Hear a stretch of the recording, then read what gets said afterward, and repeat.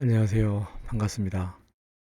죽음을 바라봅니다. 책을 쓴 김영희입니다. 이 책의 내용을 가지고 강의라 그럴까요? 아니면 설명? 내가 쓴 글에 대해서 글이 좀 간결하고 간단하게 되어 있는 부분들도 있기 때문에 좀 더 많은 내용들을 얘기하기 위해서 또는 이 책에 대해서 좀 더 깊이 생각해 볼 수 있는 이 책의 내용에 대해서 깊이 생각해 볼 수 있는 그런 시간이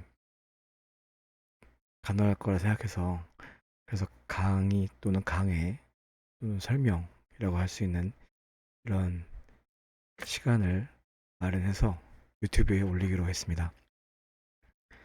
지금 2021년 7월이고요. 최대한 빨리 하려고 하지만 일단 올해 안에는 모두 마무리할 계획입니다. 그래서 내용들 하나하나 읽고 그리고 그 내용들에 대해서 그냥 허심탄회하게 얘기하면서 내가 하고 싶은 말, 또 이제 내가 책을 쓸 때의 목적 같은 것들, 그런 것들에 대해서 다시 한번 같이 이야기해 볼 수 있는 그런 시간이 됐으면 좋겠습니다. 책은 내용이 상당히 적죠. 140페이지 약간 되고, 또 그 중에 이제 많은 부분들이 또 공백도 있기 때문에 내용은 그렇게 많지는 않습니다. 실질적으로 쓰는데 또 생각은 이미 한 1년 정도 했고, 정작 쓰는 데는 한 3개월? 그것도 이제 직장 다니면서 또 애 보면서, 음, 내용을 썼고요. 근데 책을 이번이 세 번째 책인데 책을 쓰다 보니까 책을 갖고 처음에 썼던 초고를 가지고 거기에서 좀 더 시간을 갖고 내용을 뭐 교정하고 또는 교율하고 좀 더 내용을 추가시키는 게 오히려 처음에 각졌던 그런 책에 있어서의 어떤 그런 날 것 같은 느낌? 날카로움? 그런 부분을 많이 퇴소시키는 거를 좀 경험을 해서 가능하면 처음에 썼을 때 직관적으로 썼을 때 그 내용들을 가능하면 고치려 하지 않는 그런 경향이 있습니다. 그래서 최대 생각보다 상당히 많이 빨리 써졌고요. 또 쓰면서 또 생각이 또 정리된 부분도 있었고 그래서 일단 책이 나오게 됐습니다.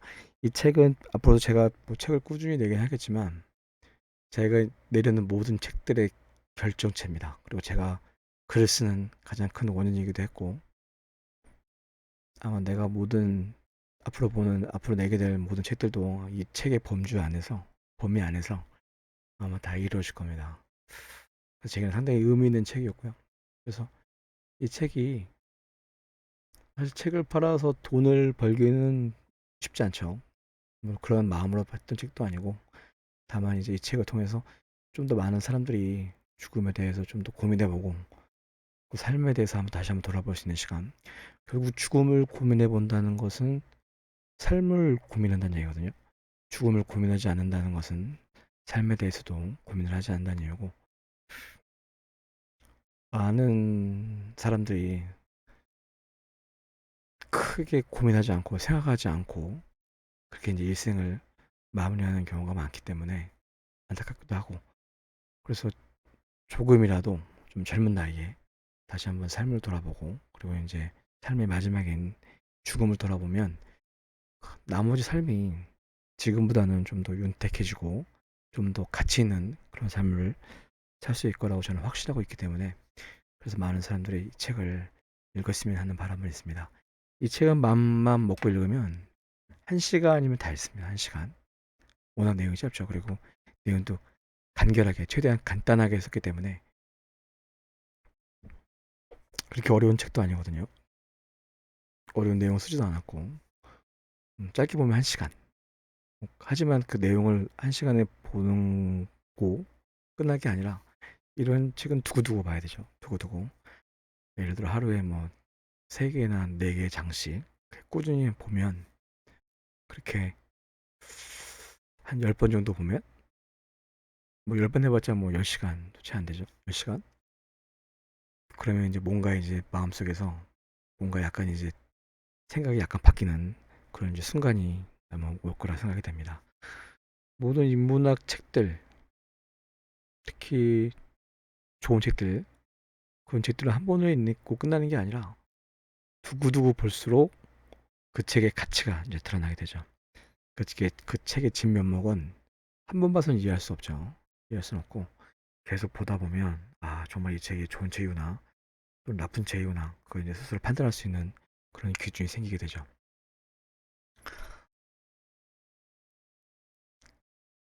제가 쓰는 모든 책이 이게 세 번째 책인데 항상 첫 페이지는 이렇게 나옵니다. 이게 3이라는 글자가 세 번째 책이라는 내용이죠. 그리고 항상 그 위에는 인생이란 무엇인가, 인생이란 어떻게 살아야 하는가라는 가장 큰 제가 글을 쓰는 가장 큰 목적이 항상 위에 이렇게 적혀 있습니다.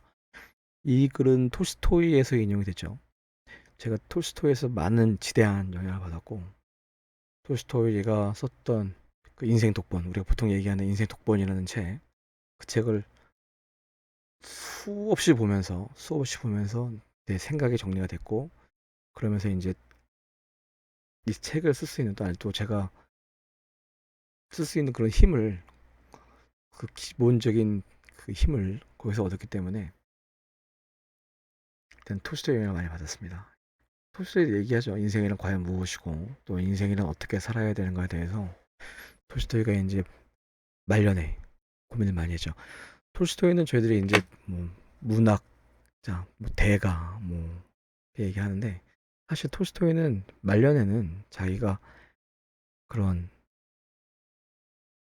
소설가, 유명한 뭐 문학가라고 부르는 걸 별로 원치 않았죠. 오히려 그것 때문에 자신은 사상가가 되고 싶었는데 사상가가 많이 묻혀버렸죠. 그래서 오히려 좋아하지도 않았습니다. 그래서 자신의 그 예전에 그런 과거가 유명했던 그런 명성 있는 과거가 오히려 자기 후반에 더 중요한 자기 삶을 정말 좌지우지할 수 있는 그런 깨달음에 대해서 그 깨달음을 선포하는 데 있어서 뭐 약간의 도움도 되긴 했지만 결론적으로는 크게 도움이 안 됐죠. 우리도 방해가 됐다고도 볼 수 있죠. 지금도 우리들은 톨스토이가 소설가라고 생각하고 있지 톨스토이를 사상가로 생각하는 사람 많지 않습니다. 하지만 톨스토이는 사상가입니다. 사상가. 그 사상을 실천하려고 노력을 했고 근데 이제 실천이 쉽지 않았죠. 네, 실천하려고 노력을 했고 자신의 사상을 계속 정리시키고 그러면서 이제 과거, 고대, 중세, 근대 이제 자신의 사상에 맞는 사람들 또한 자신의 사상에 영향을 줬던 사람들 그런 것들을 다 정리해서 만든 책이 이제 인생 독본이라는 책이었죠. 인생 독본이 이제 1차가 나왔고 2차 번역, 2차 수정본이 나왔고 상당히 증부된 책 그리고 이제 3차가 나왔는데 그 중에서 가장 볼만한 책은 2차.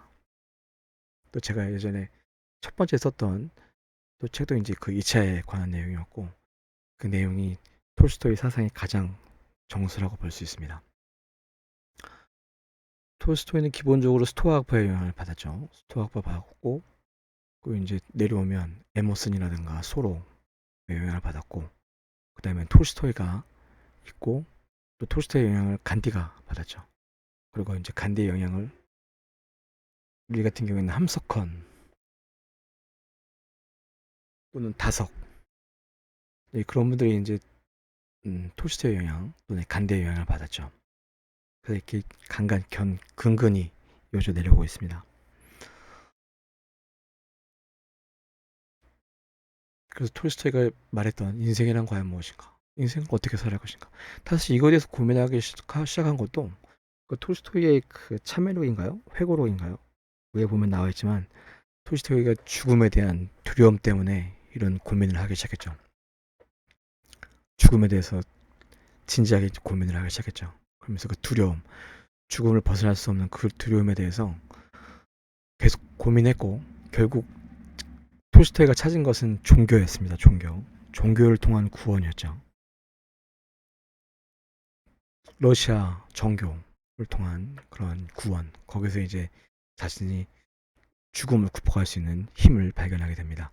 거기서 이제 톨스토이의 말년의 사상들이 이제 싹트기 시작했죠. 뭐 아무튼 그렇습니다. 그래서 톨스토이의 영향을 받은 사람들 톨스토이 아니라고 얘기를 하는데 저도 그렇게 보면 톨스토이 아니라 얘기할 수 있을 것 같고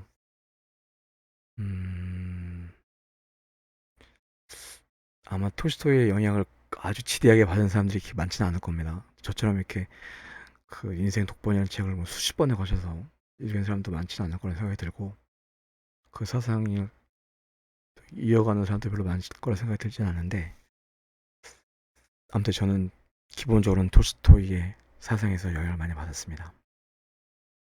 그 책을 읽으면서 나름대로 자기가 내가 느끼고 깨달은 것들이 결국 지금의 제가 갖고 있는 사상의 체계를 이뤘고, 그게 두 번째 책의 또 기본이 됐고, 거기에서 좀 더 죽음 쪽으로 좀 더 특화된 책이 이 책입니다. 그리고 제가 처음에 얘기했던 것처럼 제가 처음부터 진정으로 말하고자 했던 가장 큰 목적도 바로 이 죽음에 대한 거였죠. 아무튼 인생이란 무엇인가, 그리고 인생이란 어떻게 살아야 되는 것인가에 대한 이 부분이 이 책의 기본 중심 주제가 됩니다. 뒤에 7가지 써있는 7까지 써있는 거는 앞으로 책을 내면 이제 7권까지는 내고 싶다는 그런 간단한 소망이고요.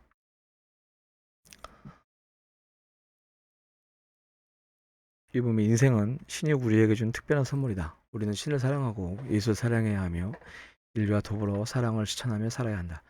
이게 제가 쓰는 모든 책에 다 들어가 있습니다. 이게 제가 바라보는 인생이란 과연 무엇인가에 대한 제가 정의한 저만의 답인 겁니다. 그래서 인생은 신이 우리에게 준 특별한 선물이다. 이 신은 기독교의 그런 계시 종교적인 신은 아니고요. 그리고 스피노자의 신, 신즉 자연이라고 해서 신을 보통 자연으로 표현하죠. 그런 신에 가깝습니다. 신은 우리에게 준 특별한 선물이다. 우리는 신을 사랑하고 이웃을 사랑해야 하며 인류와 더불어 사랑을 실천하며 살아야 한다라고 기본적으로 저는 생각하고 있습니다.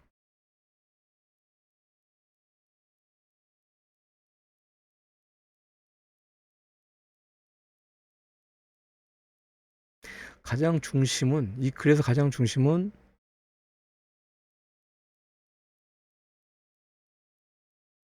뭘까요? 사랑을 실천하는 거죠. 사랑을 실천하며 살아야 한다. 이게 제가 얘기하고자 하는 가장 큰 골격입니다. 그래서 우리 삶은 결국은 사랑이 무차별적인 사랑, 그러니까 자신의 인생을 살되 자신의 인생 사는 것으로 끝나는 게 아니라 거의 좀 더 사람을 상대방을 가리지 않는 무차별적인 사랑, 무주권적인 사랑을 베풀며 살아가는 것이 우리 인생에 있어서 가장 큰 목적이라고 저는 개인적으로 정의하고 있습니다. 죽음을 바라봅니다.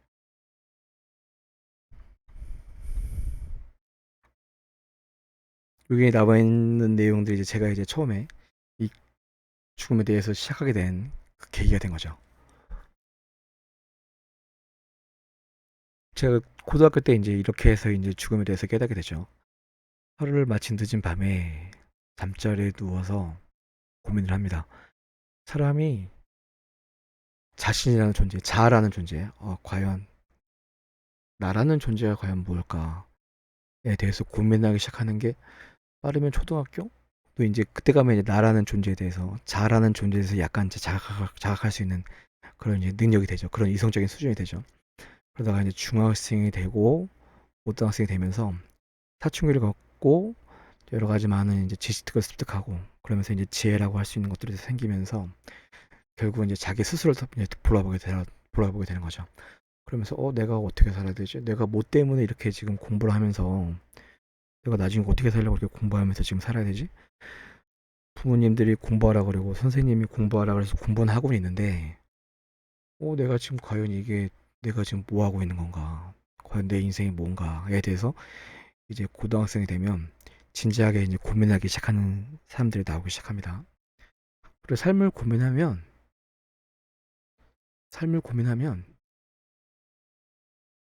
필연적으로 죽음도 고민하죠.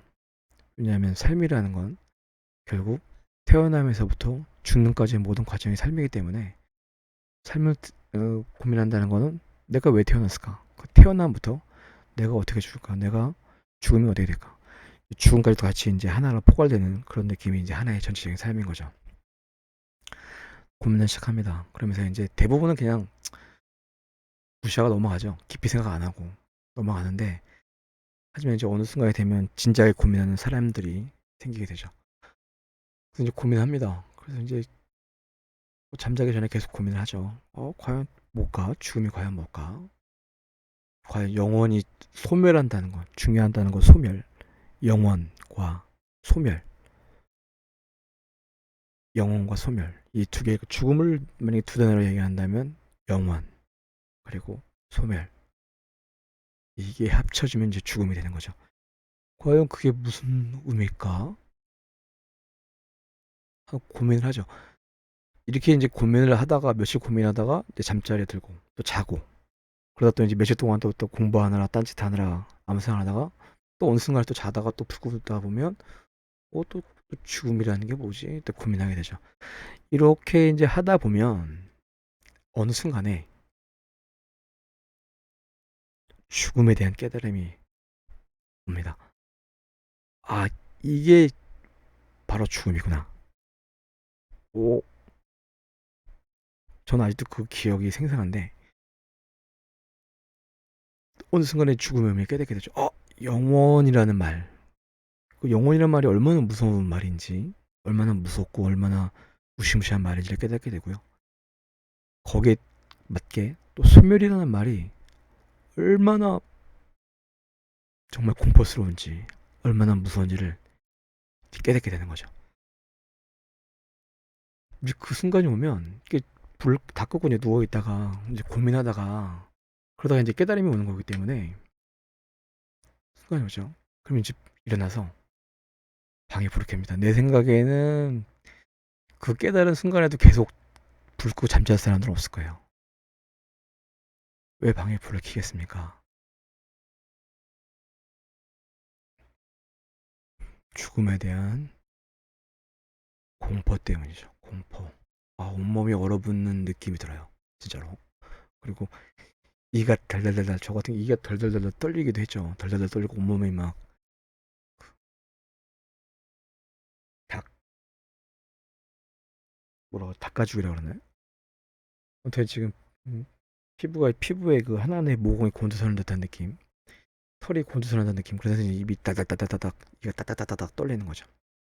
지금까지 내가 20년간 살아오면서 느꼈던 어떤 그 공포, 어떤 두려움보다도 그걸로 비교할 수 없는 질이 다른 공포를가 엄습을 합니다. 진짜 두렵죠. 무섭죠. 눈물이 막 날 것 같고 그 공포에서 이제 벗어날 수가 없는 것 같은 느낌이 들죠. 그래서 그런 날은 불 켜고 잠을 잘 수밖에 없죠. 불 끄고 잠을 잘 수가 없죠. 왜냐면 불 끄면 다시 또 생각이 나거든요. 그 깨달으면 다시 또 와요. 그래서 그 깨달음이 오기 때문에 결코 잘 수가 없죠. 불 켜고 잘 수가 없죠.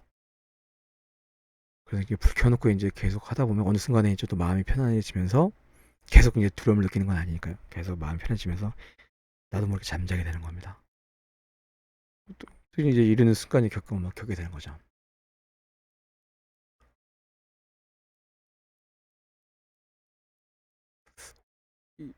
그런 순간을 경험을 해보신 분이 있을까 모르겠는데, 근데 이런 순간은 제가 보기에는 누구나 모든 사람은 다 이런 순간을 경험하게 될 겁니다. 경험하겠죠. 다만 언제 경험하느냐, 젊은 나이에 또는 중년의 나이에 경험하느냐, 아니면 노년의 나이에 경험하느냐, 건강할 때 경험하느냐, 건강을 잃어갈 때 경험하느냐, 죽음에 대해 죽음을 직면하면서 이것을 경험하느냐, 그거의 차이일 뿐이지 누구나 다 이런 죽음에 대한 공포는 다 경험을 할 겁니다. 누구나 다 하는 거라면 누구나 다 이런 공포를 느끼고 누구나 이런 고통을 느낄 거라면 이거는 느껴야 하지 않을까? 라고 생각할 수 있는 수 있을 거예요. 하지만 그건 바보 같은 생각이죠. 왜냐하면 우리는 삶을 정리해야 할 시간이 필요합니다. 삶을 정리한다는 거는 생각보다 쉽지 않거든요. 간단한 일도 아니고 간단히 뭐 유언장을 쓰는 거로 그 삶을 정리한다 생각하면 그건 아니죠. 유언장은 삶을 정리하는 거랑 전혀 관계가 없습니다. 삶을 정리한다는 거는 내 주위에 나 자신에 대한 문제 그리고 내 주위에 나와 관계된 사람들의 그런 문제들 여러 가지 일들, 사건들을 정리하면서 내 삶을 하나하나 마무리를 지어가는 거거든요. 근데 그거는 시간이 필요한 부분이고요. 그리고 내 스스로가 좀 성숙해야지만 또 그런 부분을 잊을 수 있기 때문에 성숙이 필요한 부분들인 거죠. 그래서 이런 공포와 두려움은 인간이라면 누구나 경험하게 됩니다. 중요한 건 이런 경험을 빨리 할수록 인생을 가치 있게 살 확률이 높다는 겁니다. 준비할 수 있는 시간이 그만큼 늘기 때문이죠. 다가올 죽음에 대해 준비하고 있어야 합니다. 오늘 밤 죽을 수도 있고 내일 아침에 죽을 수도 있습니다. 갑자기 죽게 될 때 편히 눈 감을 수 있을 만큼 삶이 정리되어 있어야 합니다. 이게 제가 이 책을 쓴 가장 큰 목적입니다. 죽음에 대해서 누구나 어떤 사람들은 생각 안 하는 사람도 있고요. 어떤 사람은 그냥 막연히 생각하는 사람도 있고요. 근데 어떤 사람은 좀 더 알아보기 위해서 책을 보는 사람도 있죠. 근데 그 책이 도움이 안 돼요. 10중 8구 도움이 안 돼요. 왜냐하면 나는 죽음에 대해서 우리가 죽음에 대해서 안다는 거는 뭐냐면 이 사람이 죽을 때가 돼서 몸이 어떻게 변하고 시체가 되면 어떻게 부패하고 죽을 때 몸이 어떻게 변하고 뭐 내세가 있고 없고 그걸 논하는 게 아니라 과연 우리가 죽음이라는 거에 대해서 실질적으로 우리가 바라봐야 되는데 그거에 대해서 실질적으로 논하는 책들이 거의 없거든요. 그래서 죽음에 대한 책을 몇 권 보면 오히려 안 입어만 못할 때가 더 많아요. 그래서 어떻게 보면 이거에 대해서 이렇게 실질적으로 어떤 내용을 볼 수 있는 책은 아마 저 같은 이런 책은 아마 그렇게 많지 않을 거라 생각이 됩니다. 이 책은 죽음을 어떻게 바라볼지 그리고 편한 죽음을 맞이하기 위해 어떻게 살아야 할지에 대한 일종의 안내서입니다. 가이드입니다. 가이드. 이 책을 통해 죽음에 대해 다시 한번 깊이 생각해보고 현재 삶의 방향성에 대해서도 성찰해 보시기 바랍니다. 자, 죽음에 대한 고민은 삶을 더 풍성하고 아름답게 만들어 줄 겁니다. 제가 이 책을 쓴 이유도 또한 이 책을 읽는 독자들이 또한 이 글을 보는 이 유튜브를 시청하는 모든 분들이 결국 이 죽음에 대한 고민이 있기 때문에 이 유튜브를 찾아봤겠죠. 그 죽음에 대해 고민하는 거는 결국은 죽음을 본적으로 바라보고 과연 죽음이 뭔가에 대해서 알고자 하는 건데 죽음을 제대로 바라보면요. 뭐 뒤에서 나오지만 죽음은 결국 삶이거든요. 결국 삶을 더 가치 있게 사는 것이 아름답게 사는 것이 얼마나 중요한지를 결국은 깨닫게 되는 겁니다. 결국 우리는 죽음을 바라보면 삶을 바라보게 되는 거죠. 그게 약간 아이러니인데 어찌 보면 당연한 거죠. 왜냐하면 죽음은 삶이니까. 근데 그런 아이러니가 있습니다. 그래서 제가 이 책을 통해서 하고 싶어 하는 얘기는 죽음에 대해서 좀 더 고민해봐라. 다시 한번 지금까지는 아마 죽음에 대해서 제대로 고민해보지 못했을 것이고 그리고 이 책을 찰 정도면 죽음에 대해서 뭔가 좀 막연하게나마 뭔가 조금 알고 싶어 하는 건데 그렇다면 죽음에 진지하게 한번 고민해봐서 당신만의 당신만의 죽음이 과연 무엇인지 삶이 무엇인지 정의를 한번 내리고 거기에 맞게 그것을 실천하며 살아라. 그럼 당신의 인생의 가치가 지금보다 더 풍성해질 것이고 삶 자체가 지금보다 더 아름다워질 거라고 저는 확신하고 있습니다. 그렇기 때문에 또한 이런 책을 썼고요. 이 책은 크게 두 부분으로 나뉩니다. 죽음을 어떻게 바라봐야 할까? 죽음이란 과연 뭔가에 대한 내용이고요. 두 번째는 그렇다면 죽음을 준비하기 위해서 어떻게 과연 살아야 될 것인가? 우리 삶은 과연 어떻게 살아야 될 것인가에 대해서 이제 마찬가지로 나눕니다. 간단하게 읽고 이번 시간을 마치도록 하겠습니다. 죽음을 어떻게 바라봐야 할까요? 죽음은 영원한 소멸입니다. 또 장수하고 죽어도 묘절이라 말할 수 있습니다. 이 내용이 상당히 의미가 있죠. 이거 제가 처음 주장하는 게 아니고요. 이미 뭐 에머슨이라든가 더 올라가면 세네카가 이제 이 내용에 대해서 그 쓴 책에 상당히 많이 나와 있죠. 그리고 삶과 죽음은 하나로 연결되어 있습니다. 죽음에 대한 인식은 인간의 위대함의 시작이었습니다. 죽음은 한계죠, 한계. 근데 그 한계를 인식하면서 인간이 성장하기 시작했죠. 그리고 죽음에 대한 고민은 삶을 풍성하게 합니다. 죽음은 반드시 옵니다. 죽음을 인식하는 것은 인간만이 갖는 특권입니다. 죽음에 대해 성찰할수록 죽음이 두렵지 않게 됩니다. 죽음은 누구도 함께할 수 없는 홀로 경험해야 하는 길입니다. 삶을 객관적으로 바라보면 죽음도 객관적으로 바라볼 수 있습니다. 자연스러운 일을 두려워할 필요는 없습니다. 언제든 죽을 수 있습니다. 죽음은 선도, 악도 아닙니다. 이렇게 해서 죽음이 과연 무엇인지, 죽음을 우리가 어떻게 바라봐야 되는지, 어떻게 생각해야 되는지에 대해서 이렇게 13개의 장으로 얘기를 했고요. 그 다음에 두 번째, 그렇다면 저 중요한 거지. 이제 실천적인 부분이니까. 그렇다면 이런 죽음이 이런 건데, 그럼 내가 과연 어떻게 살아야 될 것인가? 상당히 중요한 부분이죠. 이제 실천적인 부분이죠. 우선 먼저 삶에 대해서, 삶은 한순간 한순간이 경이로운 선물입니다. 죽음을 기억하며 삶에 최선을 다해야 합니다. 가벼운 삶은 죽음도 가볍게 합니다. 축복이 되는 죽음이 되도록 노력해야 합니다. 버리는 만큼 편한 죽음을 맞이할 수 있습니다. 철학은 죽음에 대한 성찰의 깊이를 더합니다. 사랑은 죽음에 대한 두려움을 극복할 수 있게 합니다. 종교를 죽음의 공포를 벗어나기 위한 수단으로 삼으면 안 됩니다. 죽음을 기억하되 삶이 우선이 되어야 합니다. 죽을 때 갖고 갈 수 있는 것에 집중해야 합니다. 11번째, 현자들의 양손은 죽음에 대한 성찰을 깊게 합니다. 삶에 대해 겸손한 사람이 죽음도 겸허히 받아들입니다. 시간의 소중함을 알아야 합니다. 하고 싶은 일을 하는 것보다 해야만 하는 일을 하는 것이 더 중요합니다. 우리 삶은 충분히 깁니다. 종교와 내세에 대해 틀렸네요. 내세에 대해 고민해봐야 합니다. 단순한 삶이 인생을 풍요롭게 합니다.